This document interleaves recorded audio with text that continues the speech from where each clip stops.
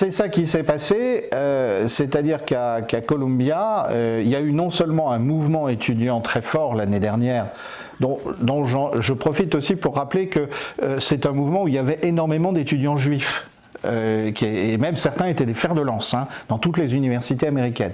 Donc il ne faut pas confondre sionisme et juifs américains. Je veux dire, il y avait justement, c'est ça qui inquiète d'autant plus les générations plus âgées dans le monde juif américain, c'est que dans leur propre rang, la jeunesse se révolte. Exactement comme en 68, on pouvait avoir le grand-père ou le père qui travaillait au Pentagone et le fils qui manifestait contre la guerre du Vietnam. C'est quelque chose qui arrive dans les familles.